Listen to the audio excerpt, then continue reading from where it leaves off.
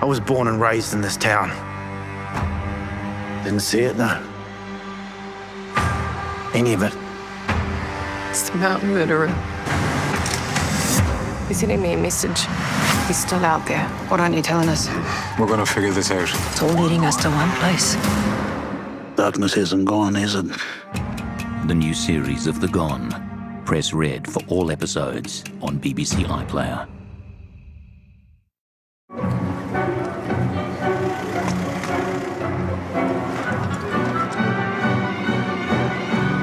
Get ready for music that moves you.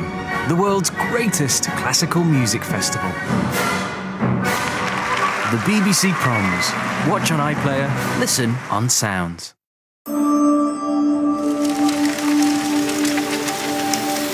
More from White House Gone Fishing coming up at 10. First on BBC Two, 8 decades on, a lifetime of remembrance. This programme contains images of war, scenes of which some of you may find upsetting.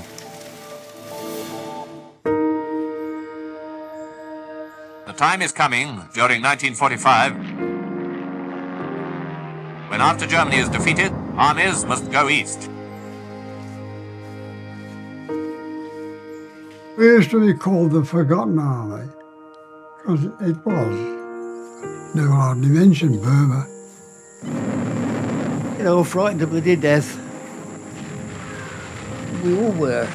You never knew what was going to happen. I couldn't tell anybody where I was and what I was doing, least of all my parents. Looking at the green hills of Scotland as we sailed down the Clyde, I thought, well, will we ever see this again? By May 1945, the war in Europe was over. Hitler and the Nazis were defeated. But on the other side of the world, the fighting was far from finished.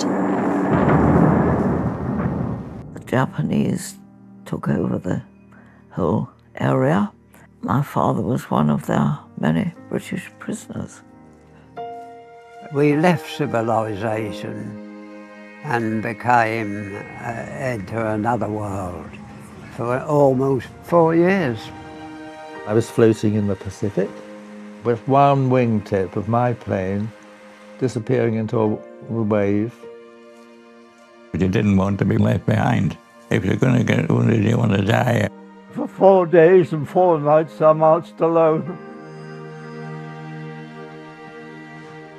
They bayoneted every single patient. They killed everyone.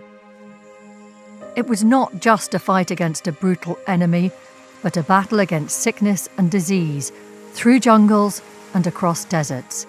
The human cost was huge. Going in front of the convoy through Hiroshima was just devastation, just nothing. The BBC has been gathering first-hand accounts from our surviving veterans, most now aged more than 100 years old. I lost a lot of friends. I still see them now. Every night I go to bed. These are their stories, their voices preserved for future generations, their memories of how the war in the East changed their lives forever.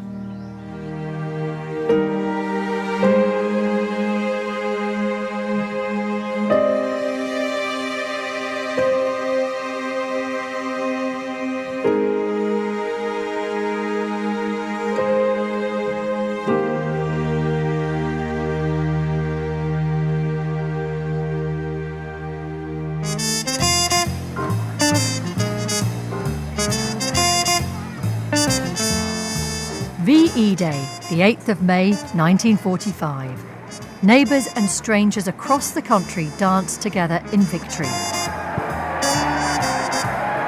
But not everyone could celebrate. On 2 legs I'd be firmer, but I've left one back in Burma. One eye's made of glass, 'cause the other one stuck up the Khyber Pass. I'm one of Mountbatten's broken boys, the 14th Army. I'm one of Mountbatten's broken boys. George Durrant was one of 1 million British and Commonwealth troops, the 14th Army, who'd been fighting against Japan in Burma, now known as Myanmar. It was a rough country. You can't compare the European and the Pacific War to it. It was a unique place, really. Had you heard anything about victory in Europe? Nothing at all. And we felt really lost, you know, forgotten. Yeah. We were part of a jungle warfare division. And on VE Day, I remember we had a hell of a party in Rawalpindi. And everyone got pretty pissed. Yeah. I was drafted to HMS Enterprise. It was the end of the war, VE Day, so we give 3 cheers. I think we had a tot of rum. And we went to Singapore because the war was still on. I remember my brother writing to me, everybody here is climbing lampposts everywhere and putting out flags, and yet we were still destined to be fighting the Japanese. What did it matter to us if the German war started or finished or went under? We were thousands of miles away.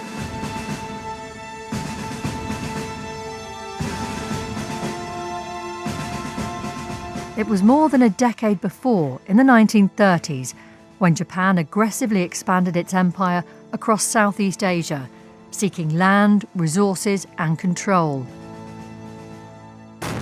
It became a formal ally of Nazi Germany in 1940 and threatened the colonial possessions of the British Empire. I volunteered for the Indian Army because my father had served in India. The Empire was a very strong motive force in those days. We had Empire Day every year. My father came from Lancashire, and then we went to Malaya, and that was a lovely time because we were free. The English are not going to defend it. They just put down arms when the Japanese came. So somebody has to defend India. I'm not just fighting for democracy now, I'm fighting for India. That's when I joined the army. Well, I had no choice. I was conscripted. I was in the Home Guard first at Clapham Junction, and then I got called up in the army. I was sent up to London and interviewed by an intelligence corps officer, and he said, here's a railway warrant, get yourself to Bletchley. Never heard of Bletchley. Betty would spend 4 years at Bletchley Park, the top secret code-breaking centre, where she would excel at gathering intercepted messages.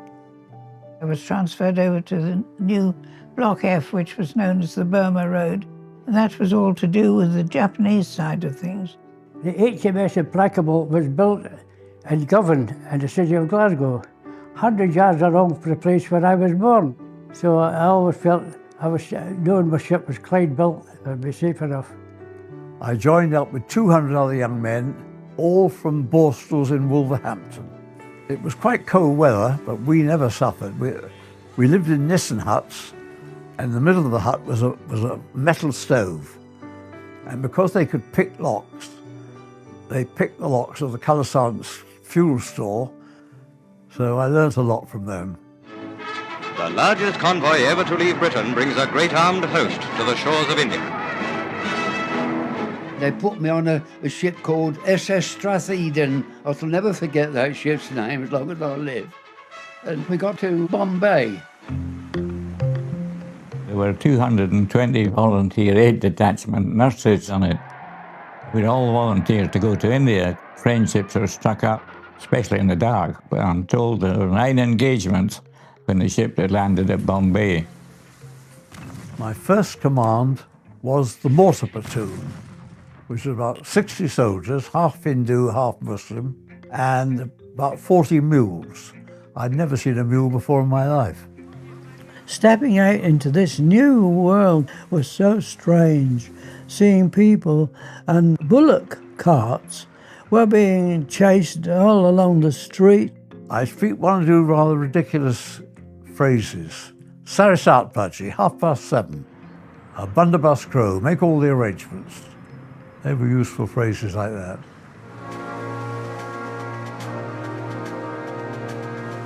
On the 7th of December 1941, Japan attacked an American naval base in Hawaii, Pearl Harbor. 21 warships of the US Pacific Fleet were sunk or damaged, and nearly 2,500 servicemen and women were killed. At the same time, Japanese forces attacked Allied territories in Southeast Asia, including British Malaya. Jim Wren was a 21-year-old Royal Marine from Sussex. Days after the Pearl Harbor attack, he was on board the battle cruiser HMS Repulse, part of a British naval force in the South China Sea off Malaya. I was down on the mess deck, having a cup of tea. All of a sudden the alarm went, aircraft. Well, the bomb dropped right behind me. But fortunate for me, the bomb went down 3 decks before it exploded, you see. The noise and the rattle of gunfire was terrific. The torpedo bombers come in. I was on the stern aircraft gun. There was a terrific explosion in the aft part of the ship.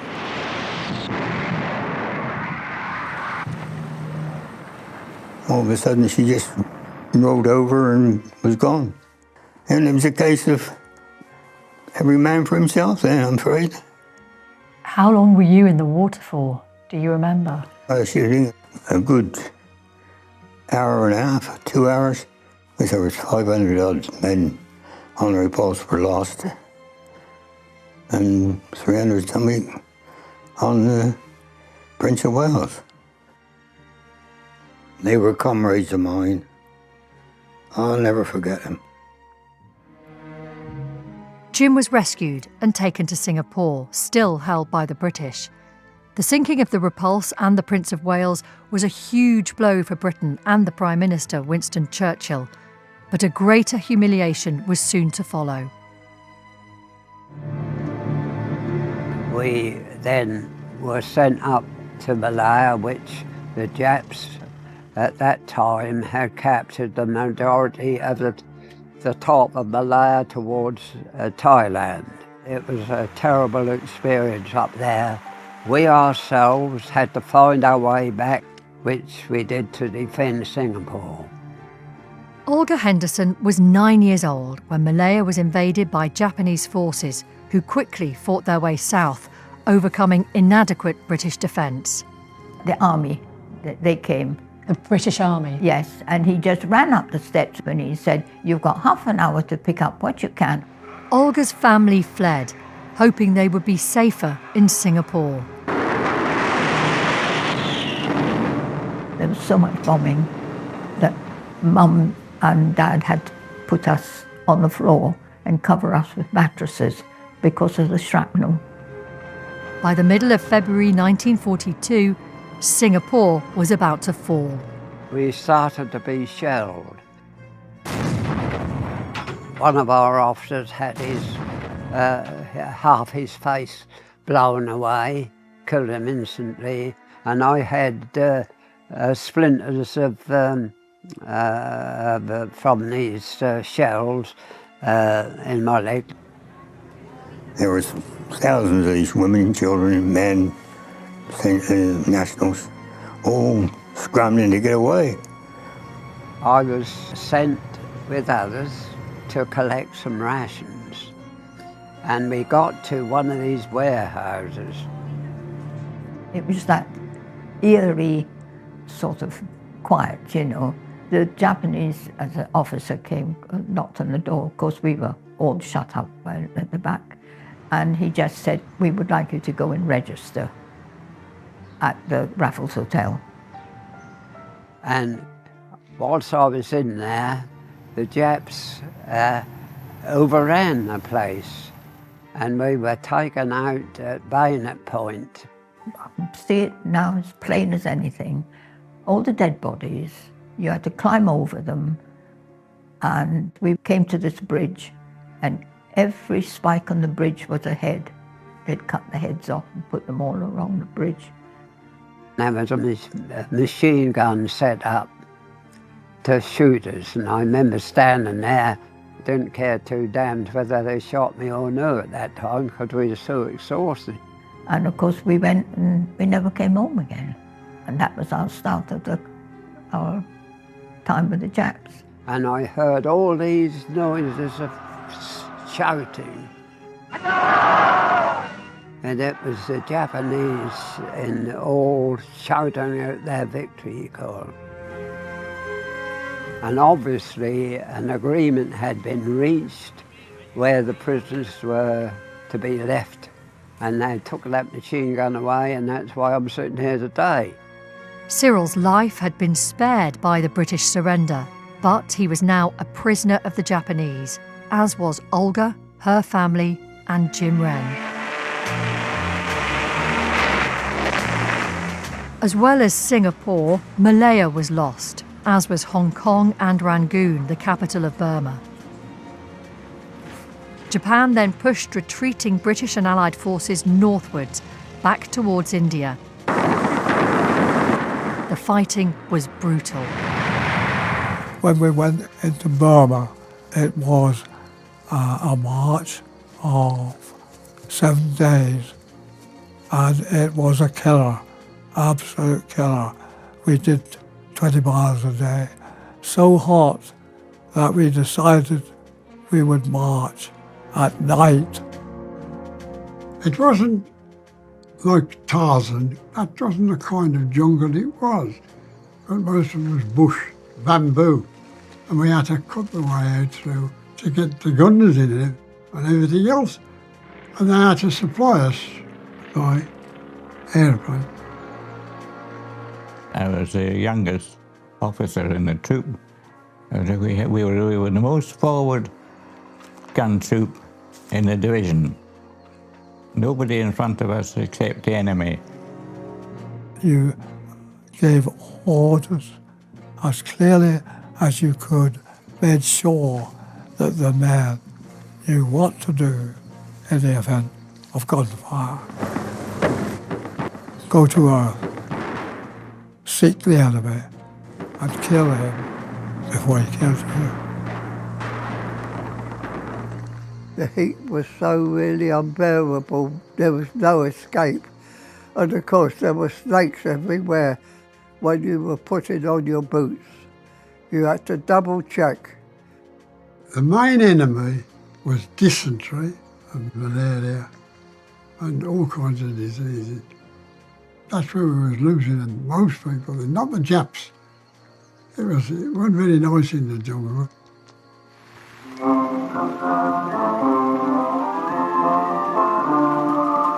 The only good thing was when the monsoon came, we'd strip off down to our underpants and go outside and stand in the pouring rain.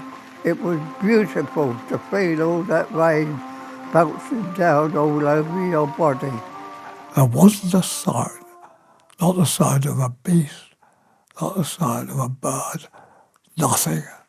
Commanding man in the jungle was a bit scary because you could be cut down by an efficient ambush at any time.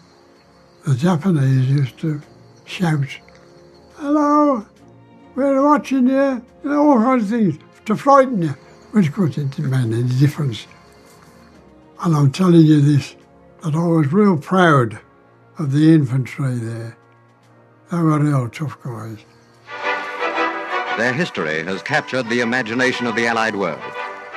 Here they are in close-up for the first time in newsreels. The Chindits. The Chindits were a special force of soldiers, British, Indian, Gurkha, West African and Burmese, fighting behind enemy lines. So the rule was, before we went in, your purpose in there is to kill or be killed. This was guerrilla warfare lasting for months at a time, with no heavy weapons and little chance of relief. When I went in, I was 11 stone. I was now 8 stone 4, a skeleton. I had no energy, I had no fight, I had no spark. If you were walking wounded, you carried on. If none of those things were possible, you were left.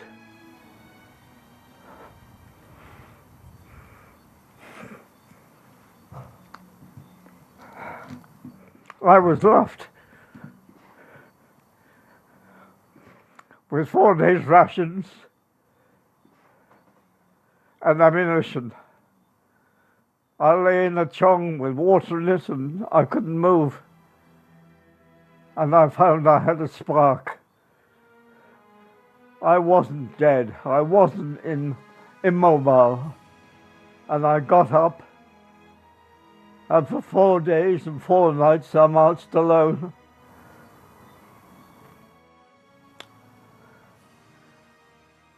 Until I reached our men. I shall never ever forget any one of those men. And I'm delighted to have had the honour of being called a giblet.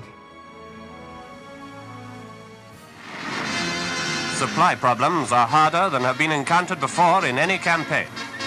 The hot, steaming climate is physically exhausting enough, quite apart from all the extra reserves of energy which fighting demands. The Burma campaign was, by 1943, a war of frustration and failure.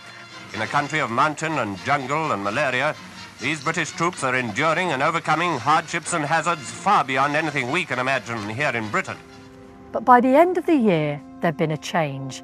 New leadership, new strategy, and even optimism. The Japanese is a tough enemy, and much must be done before he will admit defeat. Bill Slim became the commander of the 14th Army. Training, tactics and morale improved, and Slim made sure his men got what they needed. But in return, he insisted there could be no more retreats. Very soon, the men of the 14th Army would know exactly what this meant. In the Arakan, the Japanese idea they would break through our defence and invade India. On the 4th of February 1944, the Japanese began.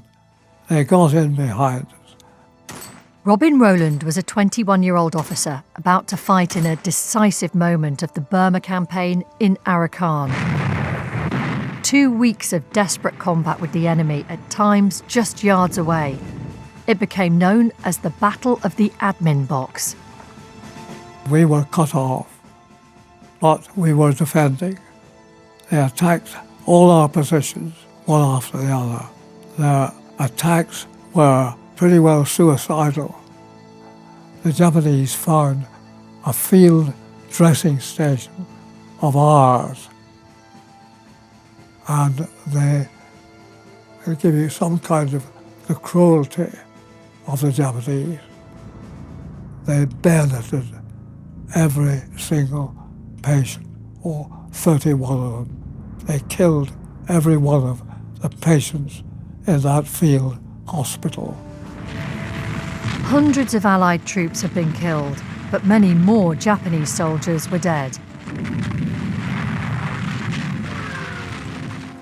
Robin and his Commonwealth comrades had been supplied by airdrops, but the Japanese tactics left their own troops cut off and starving. For the first time in the Burma campaign, the enemy had been countered and defeated. There were further victories in the spring and summer of 1944.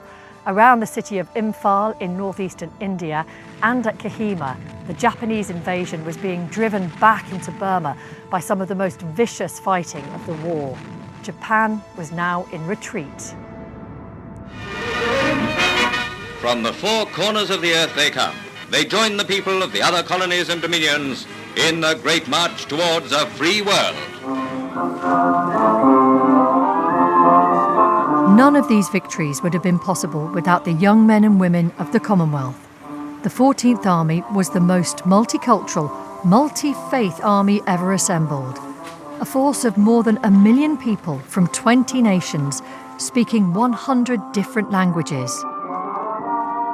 So there were West African division there were Australians, there were British, obviously, and Gurkhas. grim as it was, for me, the happiest time because the camaraderie was quite amazing. The blood is in me. Asian blood is in the family. We are warriors. I was very happy that I was being sent on active service, but it turned out to be a garrison battalion.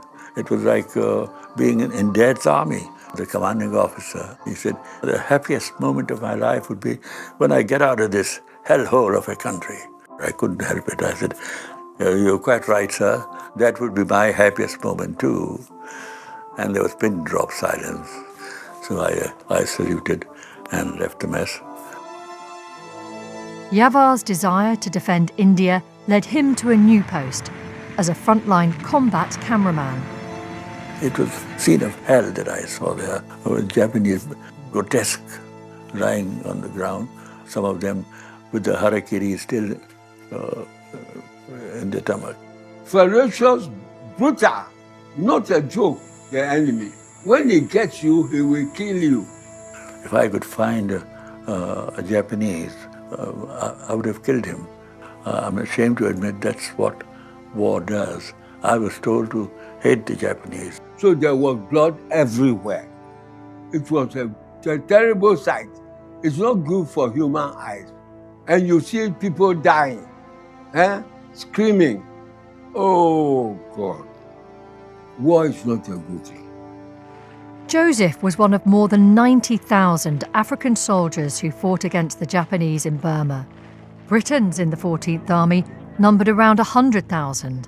But by 1945, well over 750,000 Indians were serving in the region. These men were part of the largest volunteer army in history.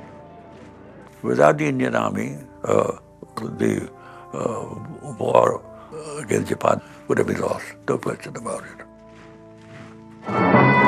British and Indian troops opened the assault on Rangoon with a thrust up the Rangoon River. Then we went down and invaded Rangoon in South Burma, and of course it was entirely different raiding there compared with going into France.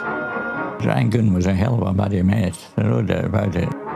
There were obviously Japs around about, so you didn't know where they were. And we were going to look for them. The first sign we had of Japanese disaster was the smell of human flesh. Handkerchief up the nose. Every few meters or so were small bundles of dead Japanese lying beside the jungle track with their bellies swollen in the most grotesque way, indicating death by starvation. Before we went in, we said, if you see them, shoot. No bloody taking prisoners, because they won't take us prisoners. They'll try and kill us if they see us. We went from ditch to ditch, up and over, up and over, up and over. And my signaller, he got up and then got hit. We were just right in the middle of nowhere with this group of people in this hut. Do not say a thing. We had spent the night in silence. Stuart's signaller had died from his wounds. I said to myself, this is something I wasn't trained for, because they had to make some sort of gesture for the dead boy. The infantry had dug a huge pit, because they'd lost 5, and I'd just lost 1, and put a box with his name and everything in it. It was a survival box. We all got a survival box, which contains fishing net, hook, water purifier, and some sweets, butterscotch.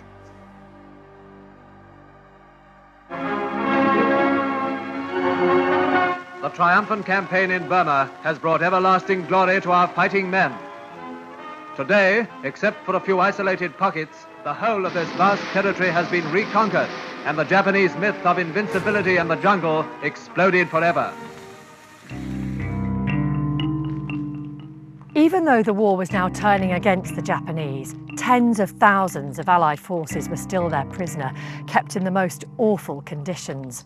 Many of them in labour camps here in Thailand, along the route of the infamous Thai-Burma Railway.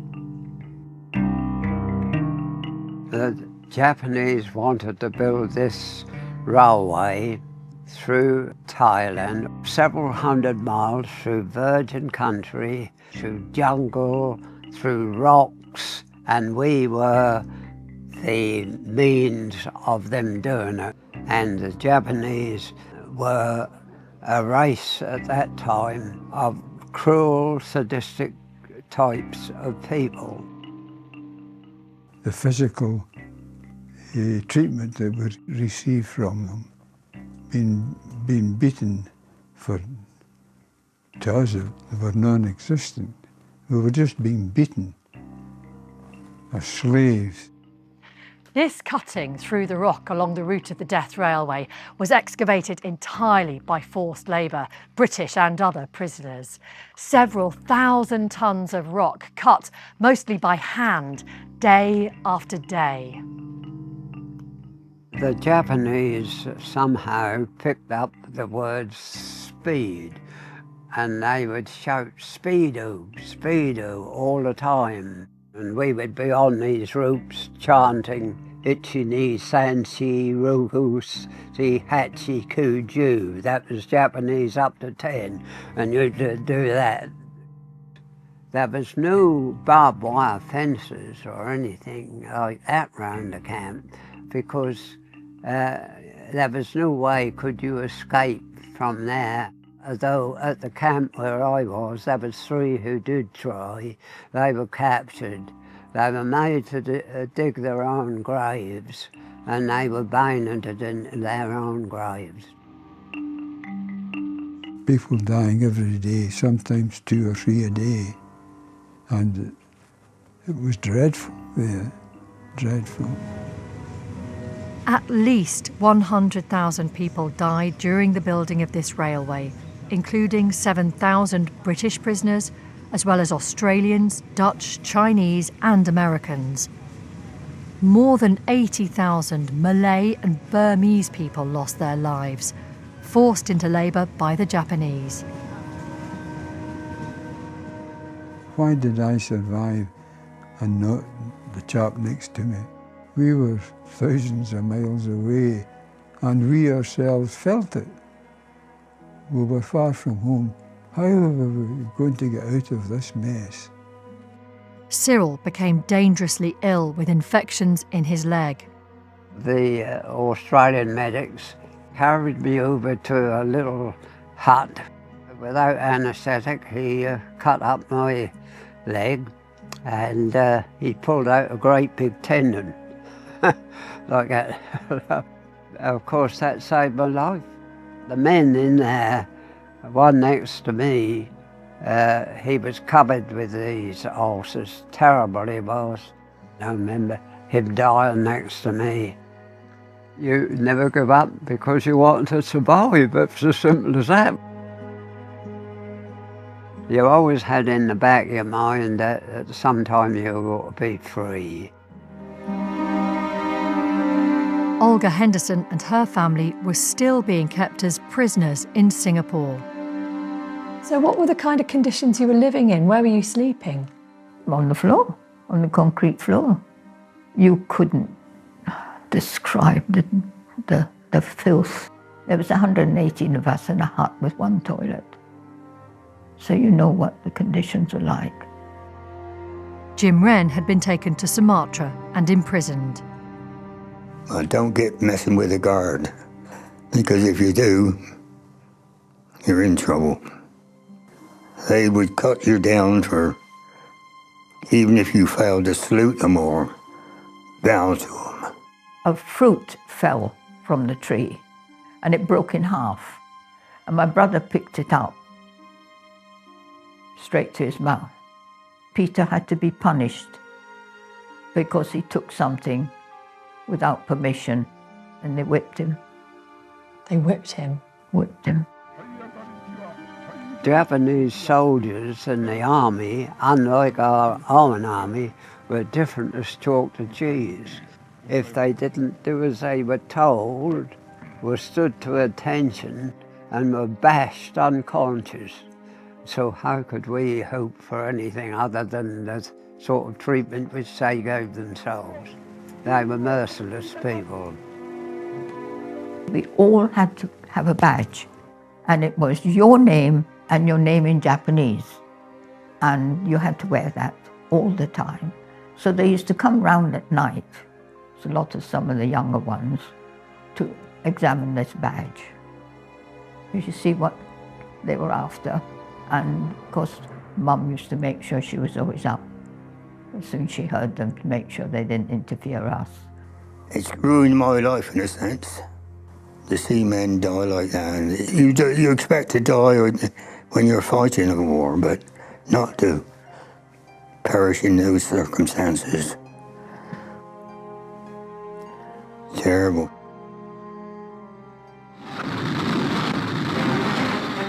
By 1945, while the Allies fought through Burma and across the occupied islands in the Pacific, American and British naval fleets made their way towards Japan. The Battle of Okinawa was a battle fought within 362 miles of the Japanese mainland. We were doing air-sea rescue work behind the aircraft carriers, so that when the fighter bombers came back from doing their damage to the Japanese mainland, if they crash landed, they just pushed them off the deck, pilot and all, and our job was to pick the pilot out of the plane before it sank. Kamikazes, suicide pilots, Japan's growing desperation in this fanatical sacrifice of pilots and aircraft. Their job was to stop the kamikazes and that coming over while the landing was going on, you know. The American Marines and all that landing there. But Bob and the crew aboard HMS Indefatigable were unable to stop a Japanese suicide attack on their own warship. 7:30 in the morning it was, we got hit. Straight and coming down, you know, right in the middle of the flight deck. Oh, you dive for cover everywhere, you know. And we never had any tin helmets on the flight deck. You had a little cotton thing on your head, you know. And then the old medics come in, bandage you all up and the rest of it. I just on my arms there and on my leg, you know. And that was the worst one because, well, I've had to wear stockings ever since, you know. Keep my blood going. I got these pressure stockings I have to wear.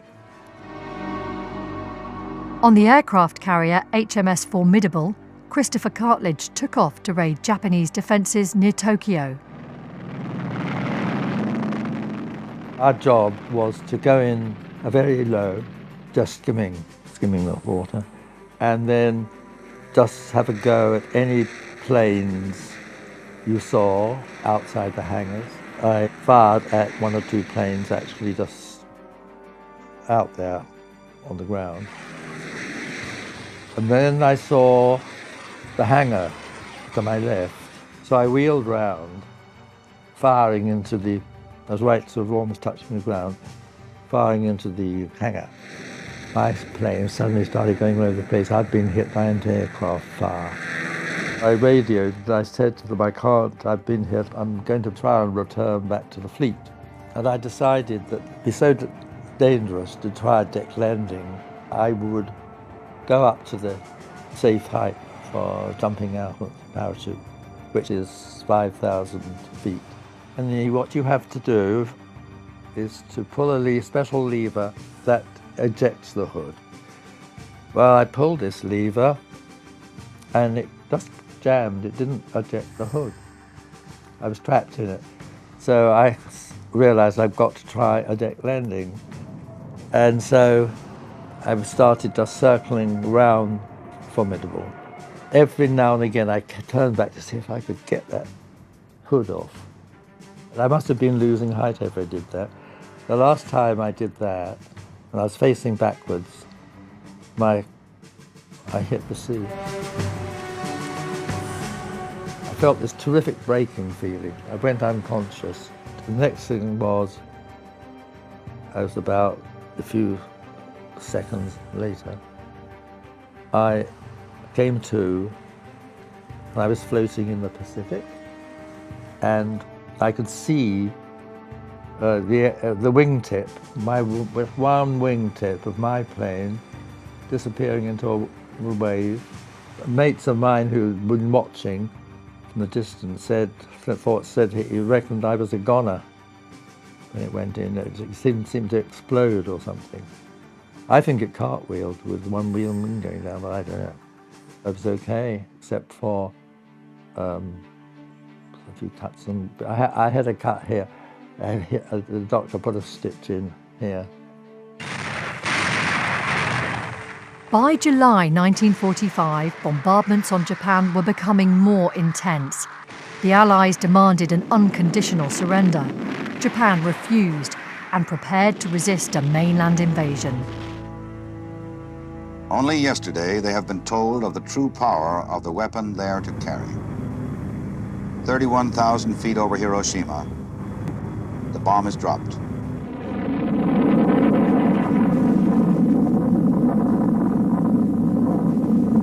The atom bomb, oh yeah, we were out at sea then when that dropped. Hiroshima first and then Nagasaki. This actually saved my life, I'm quite sure, because we were intent on making a landing on the Japanese mainland, which we knew would have been so ferocious. It was a terrible invention, really, but I think it won the war for us. I don't think we're certain of winning it any other way. I was in front of the convoy through Hiroshima, and it was just devastation, just nothing there. A few little wooden huts people had tried to put up, and most of them that we could see were wearing kind of masks around their faces. The Japanese had caused so many atrocities. We really thought, well, it's either them or us. And we'd been fighting so long, so we were quite satisfied with the situation. You know, at the time you're preoccupied with yourself, I suppose, but I felt that, I mean, a whole lot of innocent people in Japan, and they must have had a dreadful time. It's almost indescribable because the roads were all up and down like this. The trees that were left, or the electric poles, were all bent right over, right, almost down at the ground, and you could see 2 or 3 miles across the city, what was left of the city, which was just piles of rubbish. Days after a second bomb had been dropped on Nagasaki on the 9th of August, Emperor Hirohito of Japan announced his country's surrender.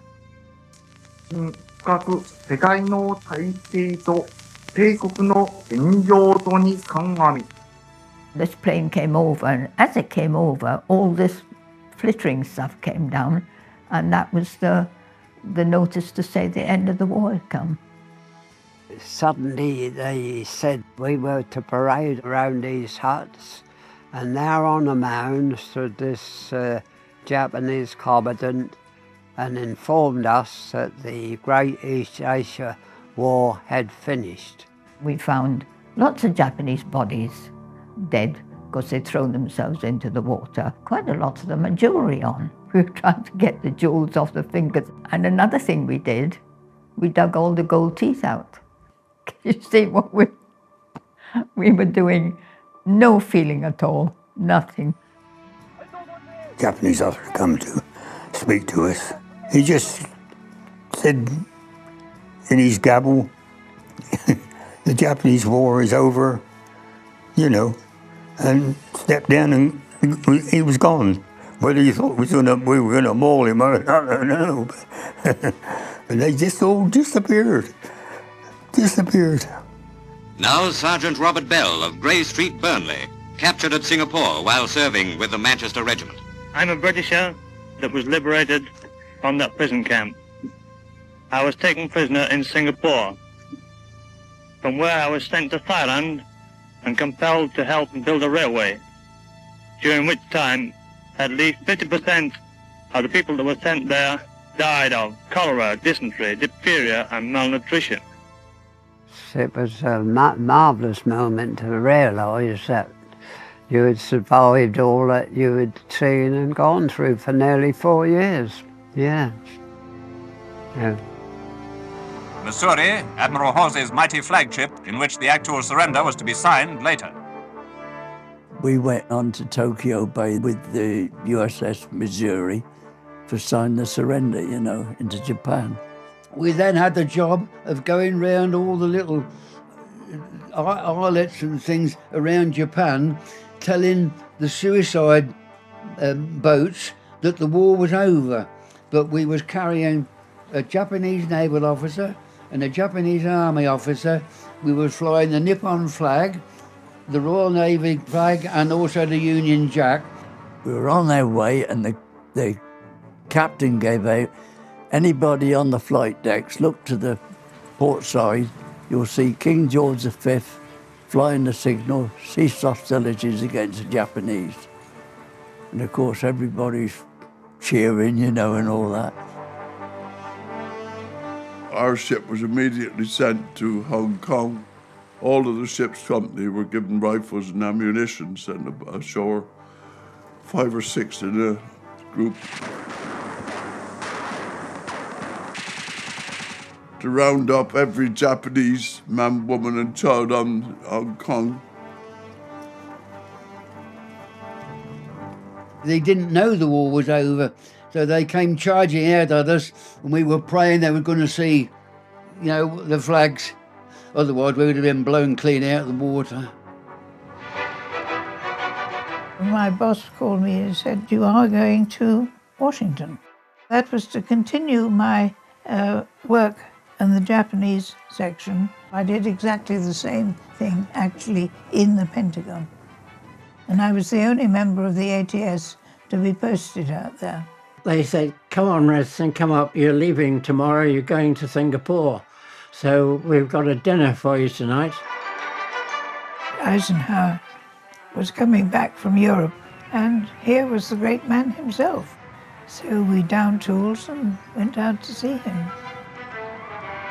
They gave us a little cheer when we went in, and when we looked round the Tower Hotel, it was decorated with yellow balloons all the way round.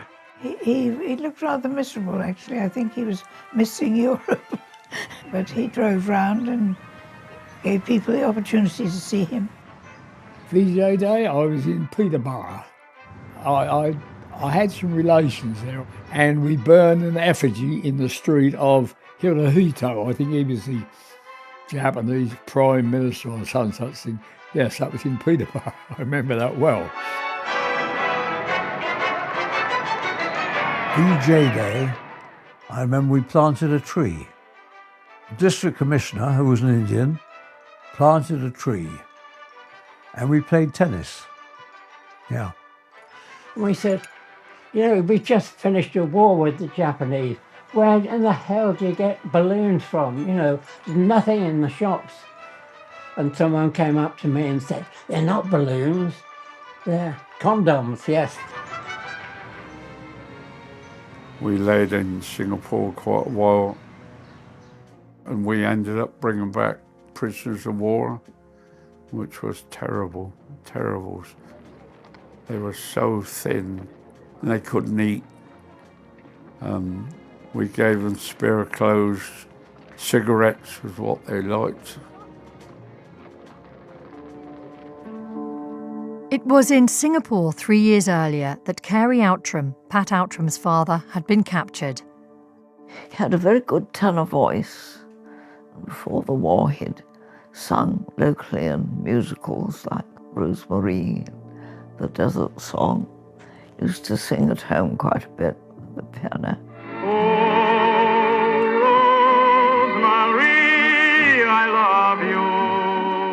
We just didn't know if we'd see him again or not, because obviously a lot of deaths among the prisoners in the Far East. And if he had been a prisoner, I wish it had been Germany rather than Thailand, but that was it. And it was here, at what used to be the Chung Kai camp, that Carey Outram was the senior officer looking after his men as they were put to work on the Thai-Burma Railway. Well, I think they lost so many officers and men that, you know, they wouldn't have been viable as a regiment.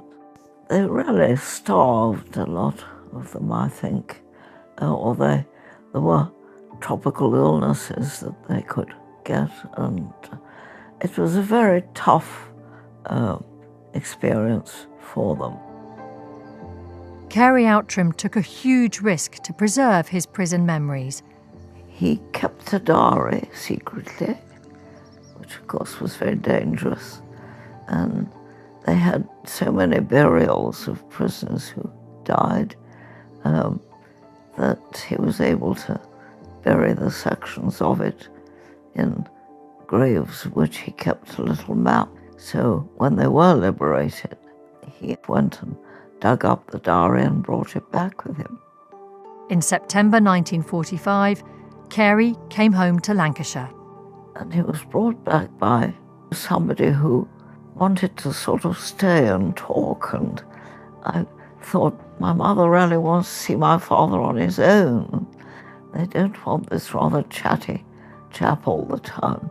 But anyway, they got him home.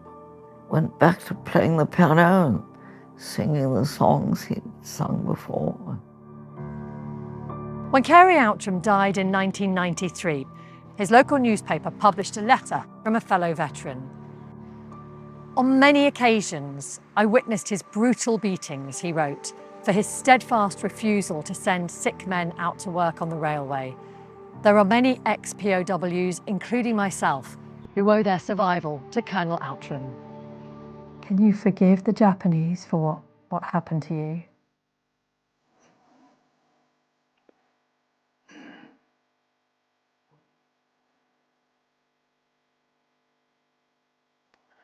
I can't forget.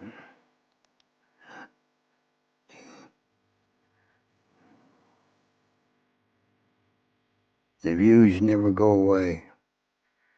I should go to the grave with them views in mind.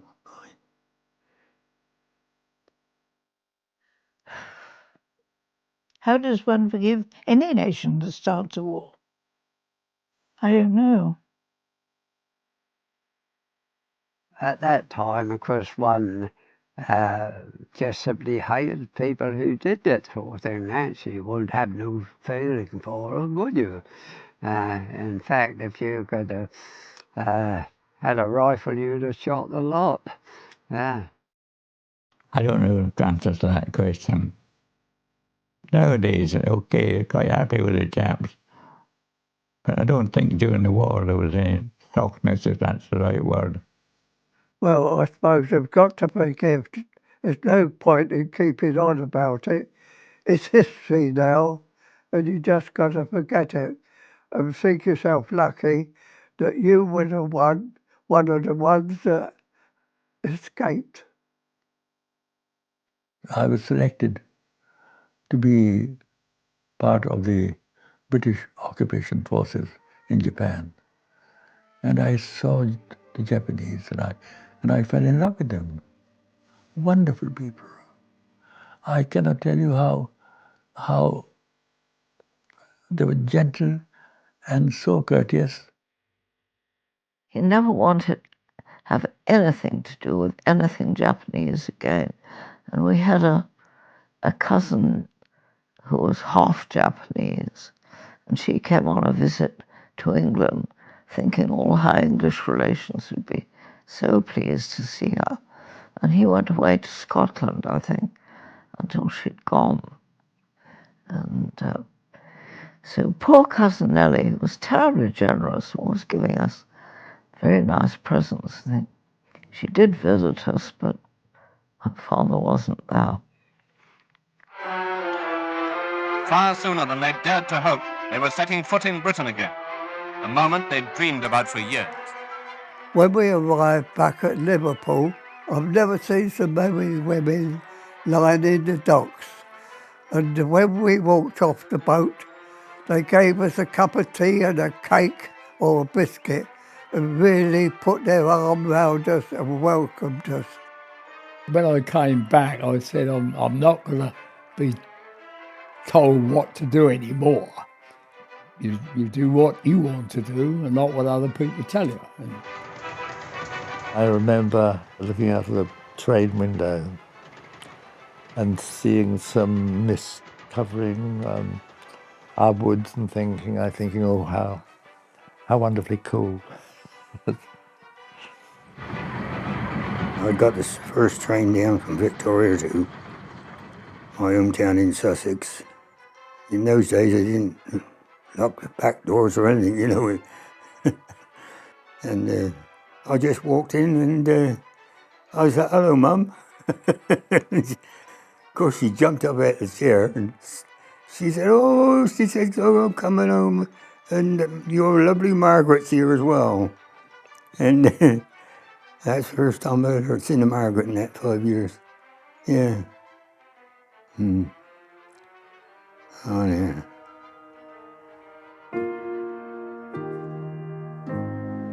Gosh, it's strange when you're trying to imagine it, you can't, you know. How you coped with it all. I think you must be an incredibly strong character. Well, I think all of us were really, we had to, so you just had to cope. I don't think I ever talked about it to anyone. No one was particularly interested. I've learned more about the war from the computer and about my squadron than I ever knew when I was there. Whatever you could do in the way of survival was the order of the day for everybody, really. Either you were lucky or you're unlucky. I was lucky. I don't know. Used to be on your mind. I used to wake up dreaming. Not so bad now, it's only when something like this comes up. It sort of blows back to you, you know.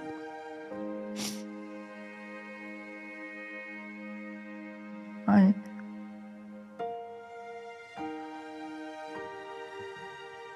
was watching the news. There was a little boy, and he was standing with his hand out. And that's what we were doing, just to have something to eat. And I thought, what have we done? What are we doing to the world? Nothing's changed.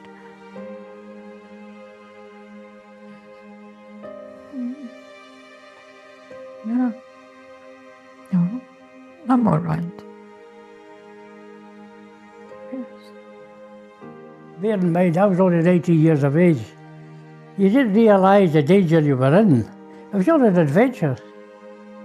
As far as I was concerned, it was really an adventure because we didn't know what the war was about. It changed my life completely. It trained me from being very green to being I got back a lot of confidence in what to do, and confidence to command men, confidence to do what appeared to me to be right. What is more important to me, I saw the world. Not only did I see the world, I saw other people, how they lived.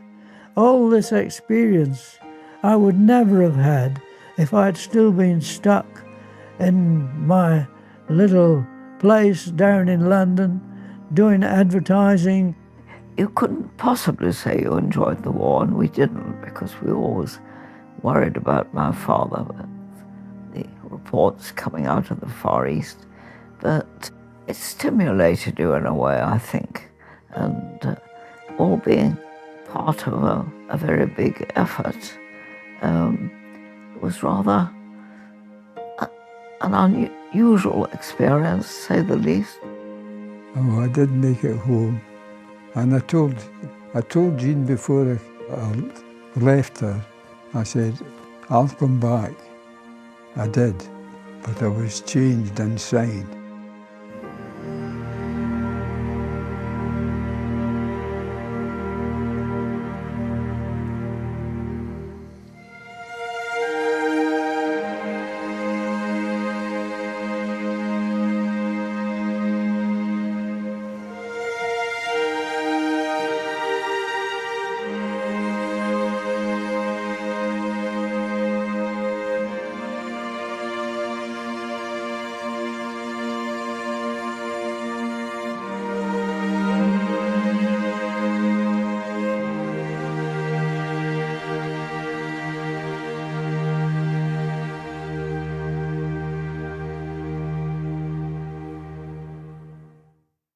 A mother is building her bed for the night. Her young son, like many youngsters, decides that his mother's bed is preferable and climbs up for a cuddle. A journey like no other. Parenthood. Press red for all episodes on BBC iPlayer. Now on BBC Two, casting lines, conversation and comedy too. Friendship at its best.